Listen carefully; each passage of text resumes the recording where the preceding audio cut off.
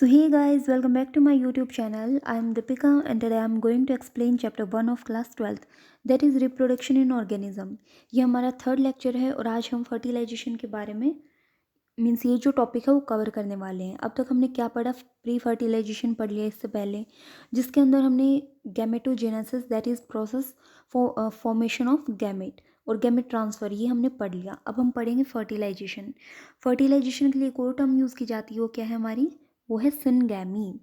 तो सिनगैमी क्या होता है, ये मोस्ट वाइटल इवेंट होता है एसआर का, सेक्सुअल रिप्रोडक्शन का, जिसमें हमारे गैमेट का फ्यूज़न होता है। ठीक है, सो गैमेट का फ्यूज़न मीन्स एक एन है मेल गैमेट, एक एन है मीन्स हैप्लोइड है फीमेल गैमेट। जब ये फ्यूज़ होएंगे तो हमारी कंडीशन कौन सी आती है, 2n मीन्स डिप्लॉइड। ठीक है, और ये जो 2n कंडीशन है जो हमारे फ्यूज़न ऑफ गैमेट से मिल के बनता है उसको क्या बोलते हैं हम, जाइगोट। ठीक है, सो एक मोस्ट वाइटल इवेंट होता है एसआर का, फ्यूज़न ऑफ गैमेट, और इस प्रोसेस को बोलते हैं सिनगैमी, जिसका रिजल्ट क्या होता है, हमारा डिप्लॉइड जाइगोट बनता है। अब ये जो फर्टिलाइजेशन टर्म है वो हम इस प्रोसेस के लिए यूज़ करते हैं। ठीक है, सिनगैमी और फर्टिलाइजेशन बात एक ही है। अब है the term syngamy and fertilization are frequently used through interchangeably. ठीक है, बात वही आ गई। अब हम बात करते हैं कि what would happen if syngamy does not अगर, अगर सिनगैमी नहीं हुई तो however it has to be mentioned here that कुछ ऑर्गेनिज्म, देखो कुछ ऑर्गेनिज्म हमारे ऐसे होते हैं जैसे रोटिफर हो गया, जैसे हनी बीज हो गई, और कुछ लिजार्ड और कुछ बर्ड्स जैसे टर्की हो गया। ठीक है, इनमें क्या होता है, हमारी जो फीमेल गैमेट है वो डायरेक्ट डेवलपमेंट के दौरान क्या करती है, एक नया ऑर्गेनिज्म बनाती है विदाउट फर्टिलाइजेशन। यहाँ इम्पोर्टेंट बात ध्यान रखनी है, विदाउट फर्टिलाइजेशन, तो हमारी फीमेल जो हो एक नया ऑर्गेनिज्म बना लेती है। ये जो प्रोसेस होती है उसको बोलते हैं पार्थेनोजेनेसिस। दो टर्म हैं वो उलझा देती हैं, नीट में पूछी जाती है, एक तो पार्थेनोजेनेसिस, एक पूछी जाती है पार्थेनोकार्पी। कार्पी वर्ड जो है वो किसी है, प्लांट से रिलेटेड है। ठीक है, carpi, carpel word, female reproductive organ of plant. ठीक है, फ्लावर आई, तो कार्पल वर्ड उसके लिए होता है। तो पार्थेनोकार्पी किससे है, फ्रूट का बनना विदाउट फर्टिलाइजेशन, और ऑर्गेनिज्म का बनना दैट इज पार्थेनोजेनेसिस। दोनों टर्म याद रखनी है, इनकी एग्जाम्पल याद रखने हैं क्योंकि नीट में पूछे जाते हैं। सो ये मोस्ट इंपॉर्टेंट है for the point of view NEET. Next है कि where does syngamy occur, syngamy होती कहाँ है। चलो सिनगैमी हमने बोल दिया, फर्टिलाइजेशन होता है, अब होता कहाँ है, तो बहुत सारे एक्वेटिक ऑर्गेनिज्म में, एक्वेटिक होते हैं जो पानी में रहने वाले हैं, जैसे एल्गी हो गया, फिशेज हो गया, और कुछ एम्फीबियंस हो गए, तो उनमें हमारा बाहर एक्सटर्नल मीडियम में होता है, means water is necessary for syngamy. ठीक है, तो बॉडी के बाहर होता है, तो इस प्रोसेस को क्या बोलते हैं, एक्सटर्नल फर्टिलाइजेशन। तो इस टाइप के गैमेटिक फ्यूजन को एक्सटर्नल फर्टिलाइजेशन बोला जाएगा। क्यों, क्योंकि ये बॉडी के बाहर हो रहा है। ठीक है, ये पानी में हो रहा है, इनको मीडियम भी चाहिए। ठीक है, organism exhibit external fertilization show great synchrony. Synchrony मतलब होता है एक तरीके से, मीन्स दो जो चीज़ हैं वो एक साथ चल रही हों। जैसे कि अभी बात करते हैं कि अगर हमारा फीमेल गैमेट मैच्योर हो रहा है तो साथ साथ में मेल भी मैच्योर होना चाहिए। ठीक है, सो हमारा अगर एग बन रहा है तो साथ साथ में क्या है, हमारी मेल गैमेट भी बनने चाहिए। अगर फीमेल गैमेट बन रहा है तो तभी हमारी सिनगैमी हो सकती है। अगर एक पहले मैच्योर हो रहा है एक बाद में हो रहा है तो फिर उसका कोई फ़ायदा नहीं होता है। ठीक है, so organism exhibit external fertilization, जो एक्सटर्नल फर्टिलाइजेशन एग्जिबिट करते हैं उनके अंदर ग्रेट सिंक्रोनी होनी चाहिए between the sexes and release the large number of gametes into the surrounding medium in order to enhance the chances of syngamy. और हमारे जो गैमेट हैं वो लार्ज नंबर में निकलते हैं। ठीक है, ऐसा तो है नहीं एक गैमेट निकलेगा वाटर में ऐसे से जाएगा और वो फ्यूज़ हो जाएगा, भाई वो पता नहीं कहाँ जाएगा। तो इस तरीके से हमारे लार्ज नंबर ऑफ गैमेट निकलते हैं कि कोई एक चांसेस होता है कि वो जाके फ्यूज़ कर जाए। So this happens in the bony fish and frogs where a large number of offspring are produced. तो ये किसके अंदर होता है, ये हमारी बोनी फिश हो गए, फ्रॉग्स हो गए, जहाँ पे हमारे लार्ज नंबर ऑफ ऑफस्प्रिंग भी प्रोड्यूस होते हैं।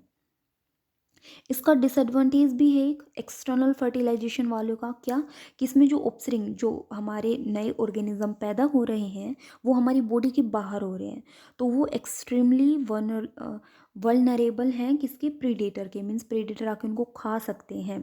ठीक है, तो उनका अडल्टहुड तक पहुंचना काफ़ी मुश्किल हो जाता है, तो ये इसका डिसएडवांटेज है। नेक्स्ट अगर बात करते हैं कि मैनी टेरेस्ट्रियल ऑर्गेनिज्म, बहुत सारे टेरेस्ट्रियल ऑर्गेनिज्म मतलब धरती पे रहने वाले, जैसे फंजाई हो गया, हायर एनिमल्स में जैसे रेप्टाइल्स, बर्ड्स, मैमल्स, ठीक है, और प्लांट्स में जैसे ब्रायोफाइट, टेरिडोफाइट, जिम्नोस्पर्म, एंजियोस्पर्म। उनके अंदर अगर सिनगेमी की बात करूँ मैं, तो वो कहाँ होती है, बॉडी के अंदर होती है, तो उस प्रोसेस को बोलूँगी मैं इंटरनल फर्टिलाइजेशन।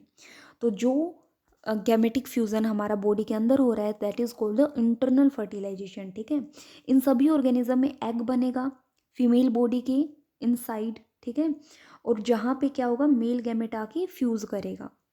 सो इन ऑर्गेनिज्म में जो इंटरनल फर्टिलाइजेशन एग्जिबिट करते हैं उनमें मेल गैमेट मोटाइल होना चाहिए। क्यों? क्योंकि वो एग के पास पहुंचेगा ना, तो वो मोटाइल होना चाहिए। ठीक है, in order to fuse with it. In these even though the number of sperms produce is very large, इनमें भी हमारे जो नंबर ऑफ स्पर्म्स है वो काफ़ी ज़्यादा निकलते हैं। And there is a significant reduction in the number of eggs produced, और जो एग का नंबर है भाई वो क्या है हमारा, कम होता है। तो अगर सीड प्लांट की अगर मैं बात करूँ तो वहाँ पे non motile male gamete are carried to female gamete by pollen tube. ये मैंने पहले वाले वीडियो में भी बता दिया था कि क्या होता है, जैसे कि ये हमारा स्टिग्मा है, ये स्टाइल है, और यहाँ पे हमारी ओवरी है जिसके अंदर हमारी एग वगैरह है। ठीक है, एम्ब्रियो सैक के अंदर हमारा क्या है, एग है। तो अगर मैं बात करूँ तो इसमें हमारा पोलन है, पोलन ग्रेन, वो यहाँ पे आके स्टिक हो जाएगा। सो उस पोलन ग्रेन से क्या निकल के आती है, मीन्स एक पोलन ट्यूब निकलती है। उस पोलन ट्यूब में हमारे मेल गैमेट होते हैं। तो वो मेल गैमेट जो है वो क्या है, हमारे नॉन मोटाइल होते हैं। तो वो पोलन ट्यूब की हेल्प से कहाँ जाएंगे, हमारे एग के अंदर जाते हैं। ठीक है, सो ये चीज़ हमें ध्यान रखनी है इस चीज़ के कि एंजियोस्पर्म में होता है, थोड़ा ध्यान रखना है इसके बारे में। तो यही था बस, फर्टिलाइजेशन के बारे में तो इतना ही दे रखा था इन्होंने। अब बात करते हैं पोस्ट फर्टिलाइजेशन इवेंट। पोस्ट मतलब कि फर्टिलाइजेशन के बाद में हो क्या क्या होता है। ठीक है, तो क्या हो गया, हमारा जाइगोट बन गया है ना। हाँ, तो हमारा फर्टिलाइजेशन हो गया, उसके बाद में क्या हुआ था, हमारा डिप्लॉइड जाइगोट बन गया था। तो यही पोस्ट फर्टिलाइजेशन इवेंट में हम पढ़ते हैं। अब जाइगोट, जाइगोट क्या है, formation of diploid zygote is universal in all sexually reproducing organism. जो भी सेक्सुअली रिप्रोड्यूस करते हैं ऑर्गेनिज्म उनमें डिप्लॉइड जाइगोट तो बनता ही बनता है, ये एक टाइप से यूनिवर्सल है। तो इन ऑर्गेनिज्म जो एक्सटर्नल फर्टिलाइजेशन रखते हैं उनमें जाइगोट हमारा कहाँ बनेगा, पानी में बनेगा, है ना, जो भी मीडियम है उसके अंदर बनेगा, मीन्स बॉडी के बाहर बनेगा। वैरज जो इंटरनल फर्टिलाइजेशन उनमें जाइगोट कहाँ बनेगा, बॉडी के अंदर बनेगा। ठीक है, तो further development of the zygote depends on the type of life cycle of organism has and the environment it is exposed to। अब है कि जाइगोट का डेवलपमेंट कैसा होता है, तो देखा जाएगा कि कौन सा ऑर्गेनिज्म का जाइगोट है। ठीक है, उसकी लाइफ साइकिल क्या है और वो किस एनवायरनमेंट में रखा गया है या बन रहा है, इस टाइप से। तो एनवायरनमेंट फैक्टर भी इस पर डिपेंड करते हैं। In organism belonging to fungi and algae, अगर फंजाई और एल्गे की बात करूं तो जाइगोट जो है उसके बाहर एक थिक वॉल आ जाती है जो उसको डेसिकेशन और डैमेज से उसको क्या करता है, प्रिवेंट करता है, बचाता है। ठीक है, तो फंजाई और एल्गे में जाइगोट के बाहर क्या आ जाती है, मोटी वॉल आ जाती है, thick wall. So it undergoes a period of rest, और ये रेस्ट में जाएगा कब, जर्मिनेशन से पहले। जब भी इसको फेवरेबल कंडीशन मिलेंगी ये जर्मिनेट करेगा, लेकिन अनफेवरेबल कंडीशन पे रेस्ट की पीरियड में चला जाएगा। अच्छा, in organism with haplontic life cycle, haplontic life cycle की अगर मैं बात करूँ, as you have read in class 11th, zygote divides by meiosis to form haploid spores.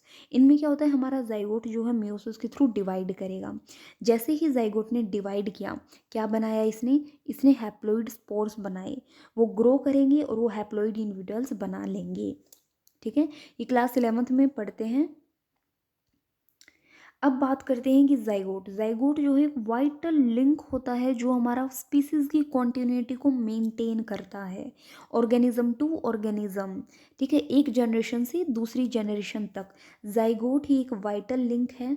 ठीक है, ये नीट का बिहाफ से इम्पोर्टेंट क्वेश्चन बनता है कि हमारा जनरेशन आफ्टर जनरेशन जो वाइटल लिंक है जो स्पीसीज को जोड़े रखता है, कॉन्टिन्यूटी ऑफ स्पीसीज रखता है, तो वो क्या है, वो जाइगोट ही है। ठीक है, every sexually reproducing organism including human being begin life as a single cell zygote।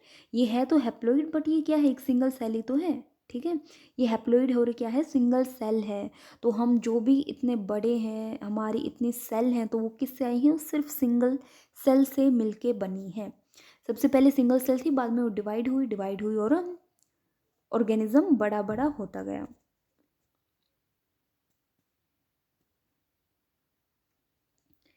अब बात करते हैं एम्ब्रोयोजेनेसिस।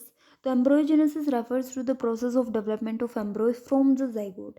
अब देखो, ये भी पोस्ट फर्टिलाइजेशन का इवेंट है। जाइगोट के बाद क्या होता है, जाइगोट जो है वो कन्वर्ट होएगा किसके अंदर, फर्दर उसके अंदर डेवलपमेंट होगी, वो किसके अंदर कन्वर्ट हो जाएगा, एम्ब्रोय के अंदर कन्वर्ट हो जाता है। ठीक है, सो ड्यूरिंग एम्ब्रोयोजेनेसिस, एम्ब्रोय के फॉर्मेशन के दौरान जाइगोट के अंदर दो चीज़ें होंगी, एक तो सेल डिवीज़न, एक सेल डिफरेंशिएशन। अब इन दोनों का मतलब समझना भी बहुत ज़रूरी है कि सेल डिवीज़न का मतलब क्या है और सेल डिफरेंशिएशन का मतलब क्या है। देखो, सेल डिवीज़न मतलब माइटोसिस, माइटोसिस मतलब कि सेल डिवीज़न में एक सेल से दो सेल बन रही हैं, फिर इनसे फर्दर मोर सेल्स बन रही हैं। मतलब इसमें क्या हो रहा है, there is increase in number of cell. Cell division में क्या हो रहा है, सेल का नंबर बढ़ रहा है। ठीक है, लेकिन अगर मैं सेल डिफरेंशिएशन की बात करूं तो उसमें क्या होता है कि हमारी जैसे ये कुछ सेल्स हैं, ये एक साथ क्या करेंगी, ग्रुप बना लेंगी। तो सेल सेल के ग्रुप को क्या बोला जाएगा, टिशू। तो टिश्यूज बना लेंगे स्पेशल टाइप के, या ऑर्गन बना लेंगी, ऑर्गन होता है टिशू, टिशू का ग्रुप। ठीक है, तो वो फर्दर मॉडिफाई होके कुछ ग्रुप्स बना लेती है और वो अपना काम डिसाइड करेंगी कि मैं ये काम करूँगी, मैं ये काम करूँगी, एक टाइप से। ठीक है, सो वो है सेल डिफरेंशिएशन। तो इन दोनों में मतलब समझ आना चाहिए, सेल डिवीज़न क्या होता है और सेल डिफरेंशिएशन क्या होता है। ठीक है, आई थिंक ये क्लियर हो गया। सो सेल डिवीज़न क्या होता है, नंबर ऑफ सेल्स का बढ़ना डेवलपिंग एम्ब्रॉय में। और सेल डिफरेंशिएशन क्या होता है, हमारी सेल जो है वो ग्रुप बना लेती है सर्टेन मॉडिफिकेशन, मॉडिफाई होके, तो वो स्पेशल टिश्यू ऑर्गन और फिर क्या बनाएंगी, ऑर्गेनिज्म। ठीक है, you have studied about the process of cell division and differentiation in the previous class. Okay, अभी बात करते हैं हम एनिमल्स को हमने किस तरीके से कैटेगराइज कर रखा है। भाई, एनिमल्स को हमने दो हिस्सों में कैटेगराइज कर रखा है, किसके बेस पे, कि उनका जाइगोट का डेवलपमेंट कैसे है, मीन्स वो आउटसाइड द बॉडी है या इनसाइड द बॉडी है। तो एक होता है ओवी पैरस, एक होता है वीवी पैरस। ठीक है, तो ओवी पैरस क्या होते हैं कि वो एग ले करते हैं। ठीक है, और वीवी पैरस क्या होते हैं, वो डायरेक्ट यंग इंडिविडल्स को पैदा करते हैं। सो animals are categorized into oviparous and viviparous based on whether the development of zygote takes place outside the body of the female parent or inside, whether they lay fertilized, unfertilized egg or give birth to young ones। ठीक है, सो यहाँ पे हमारी बात करते हैं कि दो टाइप के हो गए। ओविपेरस में क्या हो गए, जैसे रेप्टाइल्स हो गए, बर्ड्स हो गए, इनमें क्या होता है, fertilized egg covered by hard calcareous shell are laid in a safe place in the environment. After a period of incubation, young ones hatch out। वही बात है, ये ओविपेरस मतलब जो एग ले करते हैं, उसके एग्जाम्पल हमें याद रखने हैं, रेप्टाइल्स हो गए, बर्ड्स हो गए। तो इनमें उनके बाहर एक हार्ड कल्केरियस शेल आती है उस एग के बाहर, ताकि वो जल्दी से डेसिकेट ना हो जाए, डैमेज ना हो जाए, इसलिए उनके बाहर एक कल्केरियस सेल आती है जो उनको प्रोटेक्ट करती है। ठीक है, अच्छा, कुछ पीरियड के बाद में ये हैच आउट मीन्स निकल आते हैं। दूसरी तरफ अगर मैं विविपेरस की बात करूँ तो इसमें बहुत सारे मैमल्स जैसे ह्यूमन बींग हो गए, उनमें जाइगोट डेवलप करेगा क्या, जाइगोट से डायरेक्ट हमारा यंग वन। ठीक है, बॉडी के अंदर क्या बनता है, young ones means living cell, एक टाइप से हम बोल सकते हैं कि हमारे यंग इंडिविजुअल्स पैदा होते हैं। ठीक है, after attaining a certain stage of growth the young ones are delivered. अच्छा, कुछ टाइम के बाद ग्रोथ उसकी कंप्लीट होने के बाद वो बॉडी के बाहर डिलीवरी होती है, उसकी डिलीवर किया जाता है, ठीक है। तो फीमेल ऑर्गेनिज्म की बॉडी के बाहर उसका डिलीवरी होती है। So because of proper embryonic care, अब यहाँ पे आप खुद देख लो कि ओवीपेरस में बात करूँ और वीवीपेरस में बात करूँ तो प्रॉपर केयर किसको मिल रही है। एक बॉडी के अंदर है जिसको कोई खतरा नहीं है, उसकी हिफाजत करने के लिए बैठा हुआ है, ठीक है। एक बॉडी के बाहर है जिसको काफ़ी डैमेज का भी हो सकता है, प्रीडेटर का भी हो सकता है, काफ़ी खतरा है। सो प्रॉपर एम्ब्रॉयनिक केयर और प्रोटेक्शन हमारी विवीपेरस वालों को मिल रही है, तो उसकी सर्वाइवल जो है वो क्या है, हमारे ज़्यादा होते हैं। तो survival of young ones is greater in viviparous organism than the oviparous. अब बात करती हूँ कि in flowering plants, flowering plant के अंदर, फ्लावरिंग प्लांट किसको बोला, एंजियोस्पर्म्स को बोला गया है, ठीक है। Zygote is formed inside the Oval, हमारा जाइगोट ओवल के अंदर बनता है, सीधी सी बात है, ओवल के अंदर ही बनेगा। वही फिर से कितनी बार डायग्राम बनाया, ये स्टिग्मा है, ये स्टाइल है, और ये क्या है हमारा ओवरी। इस ओवरी के अंदर एक एम्ब्रॉय सैक होता है, उसके अंदर जो है हमारा एग होता है। तो अब बताओ मीन्स एम्ब्रोसेक ओवल वगैरह, उसके अंदर हमारा क्या होता है, एग होता है। तो इनसाइड द ओवल हमारा जाइगोट बनेगा। क्यों? क्योंकि मेल गैमेट यहाँ से पास होके यहीं पे तो जाइगोट बनाएगा, यहीं पे तो फ्यूज़न होएगा, सो यहीं जाइगोट बनेगा। सो ओवल की बॉडी, ओवल के अंदर जो है वो जाइगोट बन गया, ओके।